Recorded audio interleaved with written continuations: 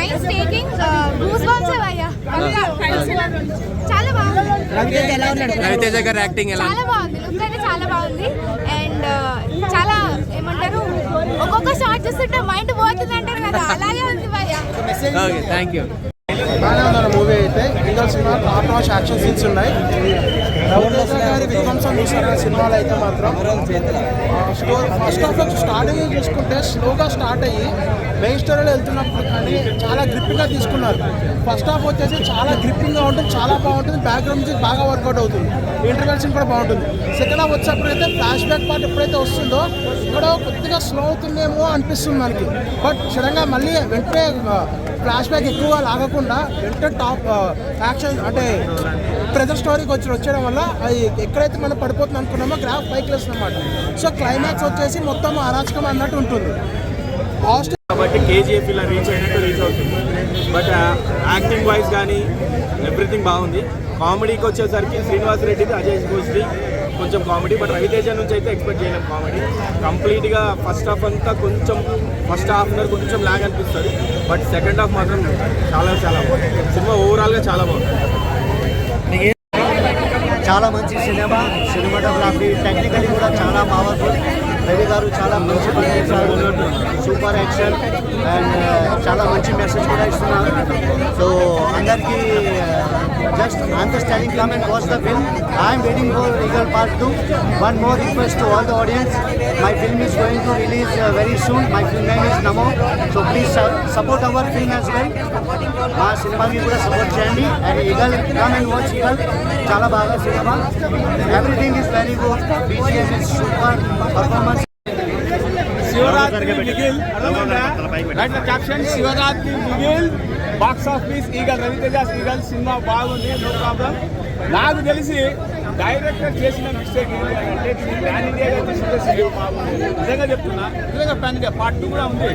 యుద్ధకాండ మొదలైంది అర్థమైందా, కానీ మూవీలో ఒక 2 మిస్టేక్లు ఫైండ్ అవుట్ చేసిన. మిస్టేక్ నెంబర్ 1 కొంచెం డౌన్. ఎలా ఉంది మూవీ?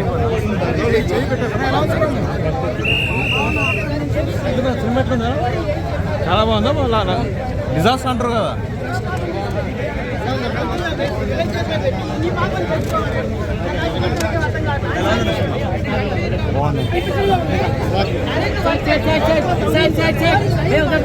ఎట్లా చేస్తారు దాన్ని, రవితేజ దాన్ని కరెక్ట్ చేసి దాన్ని గన్స్ వల్ల రేపటి రోజులలో ఎట్లాంటి ప్రాబ్లమ్స్ వస్తాయి దాని గురించి మనం మూవీలో యాక్షన్ బాగున్నా, ఓవర్గా ఉంది.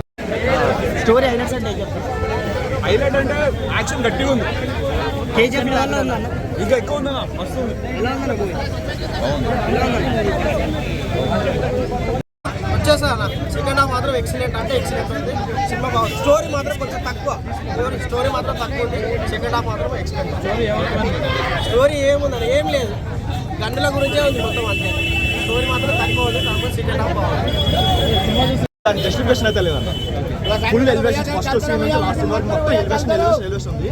కేజీఎఫ్ తొక్కన రేంజ్ అయితే ఎలివేషన్ పడ్డాయి, కానీ ప్రాపర్ స్టోరీ లేదు, సరిగ్గా ఎగ్జిక్యూట్ చేయలేదు. ఏదైతే ఎలివేషన్ ఇచ్చారో దానికి జస్టిఫికేషన్ లేదు సరిగ్గా. మిగతా ఎంటర్టైన్మెంట్ ఎలిమెంట్స్ లేదా డార్క్ కామెడీ ట్రై చేశారు, కానీ డార్క్ కామెడీ కూడా అంత వర్కౌట్ అవ్వట్లేదు. అండ్ యాక్షన్ ఈవెంట్ మొత్తం చాలా బాగుంది. సినిమాటోగ్రఫీ లేదంటే లేదంటే కొంచెం ఎడిటింగ్ కూడా చాలా బాగుంది. కాకపోతే మన తెలుగులో అయితే అది యాక్సెప్ట్ చేయరు, అలాంటి ఎడిటింగ్ అయితే యాక్సెప్ట్ చేయరు. కానీ టాప్ క్లాస్ అది ఎడిటింగ్. చాలా బాగుంది అసలు. ఫస్ట్ హాఫ్ కన్నా సెకండ్ హాఫ్ అయితే ఫుల్ గూస్ బంప్స్, చాలా పట్టింది అసలు అయితే చాలా బాగుంది. అంటే విక్రమార్కుడు తర్వాత బ్లాక్ బస్టర్ మూవీ అని చెప్పుకోవచ్చు మళ్ళీ పడచ్చు. అంటే విక్రమార్కుడు అంత రేంజ్ విక్రమార్కుడు తర్వాత ఇదే పడచ్చు, ఆ రేంజ్ సినిమా. ఎక్స్పెక్ట్ చేయొచ్చు. థ్యాంక్స్.